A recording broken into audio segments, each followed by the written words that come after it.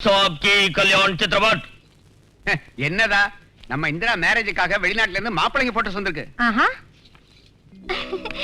இந்திரா, இதெல்லாம் உன்னை கல்யாணம் பண்ணிக்க விரும்புற மாப்பிள்ளைங்க America, Malaysia, Japan, Singapore, south ஆப்பிரிக்கான்னு எல்லா ஊர்லயும் இருக்காங்க.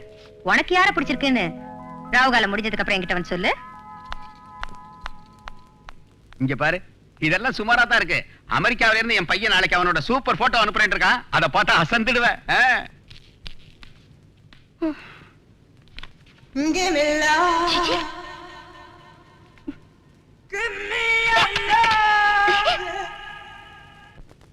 தாத்தா, அவங்கிட்ட என்ன இருக்குன்னு நீ அவனை போய் காதலிச்ச? கிளாமர் சுத்தமா இல்ல, பணம் நில். இப்படிப்பட்ட நிலைமையில அவனை பார்த்ததும் உனக்கு எப்படி அவனை லவ் பண்ணணும்னு தோணுச்சு? What is the reason behind this? அவரை கல்யாணம் செஞ்சுக்கிட்டா என் வாழ்க்கை நல்லா இருக்கும்னு என் மனசுக்கு பட்டுச்சு.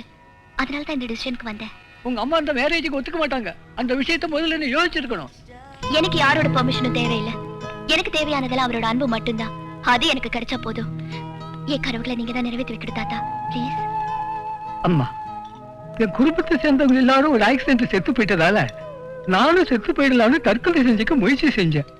அப்போ ஒரு குழந்தையோட அழுகு குரல் என் காதுல விழுந்தது.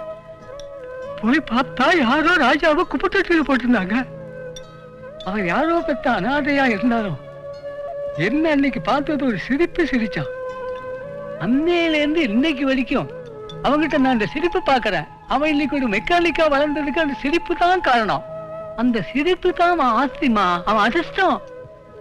அவன் கல்யாணத்துக்கு அப்புறமா அந்த சிரிப்ப அவனை விட்டு போகாம காப்பாற்றுவேன்னு நீ எனக்கு சத்தியம் பண்ணி தருவியா?